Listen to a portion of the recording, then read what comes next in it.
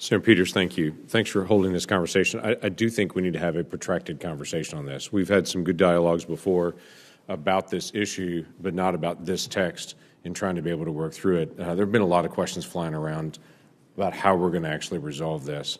The more I dig in this over the last 48 hours of knowing that this was coming and this is the text and this is where we are and trying to combine this, the more questions that I have. Going back to Senator Scott's statement before, if a car dealer has 10 cars that are stolen, there is no requirement currently that they report that to the FBI. Now, they'd probably be smart to do that to local law enforcement, but there is no requirement to do that. We are creating a new requirement for businesses that if they have this type of theft, even if it's a low dollar amount, a $500 amount, whatever it may be, that they just pay and get rid of, that they have to be able to report it. And not only that they have to be able to report it, but 24 hours after the report is made is this requirement that they've got to make sure that this is in. So there's a whole series of issues that are here that I have questions on this.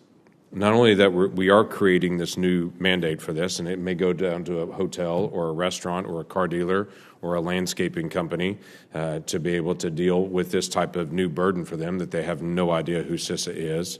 And now they're suddenly figuring out they're violating federal law when they paid a ransomware of $500 for their landscaping company that they thought was a nuisance, but then find out they've now violated federal law in the process when they did it.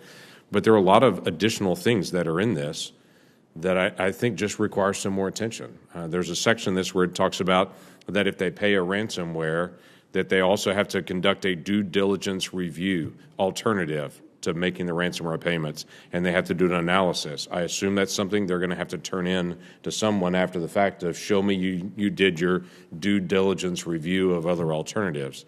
So there are lots of other issues that are laid out here that I have some big concerns on. Side by side on this, it is ironic to me that we're about to talk about the FISMA piece, and in the FISMA piece, agencies have 30 days to be able to contact an affected business that the agency finds out that they've been attacked. Agencies have 30 days to do that, but a local business has 24 hours after they pay the fine to be able to get it back to the agencies. CISA has 2 years to be able to pull its report together. Individual businesses have 72 hours. So there's just some inconsistency of how we're handling individual businesses and how we're actually walking through this. I also have some real questions on what we're doing on nonprofits, the affiliation side that I'll get into in a little bit, what this means for hospitals, tribes, tribal businesses. The folks that are in the ecosystem here of ransomware are not affected.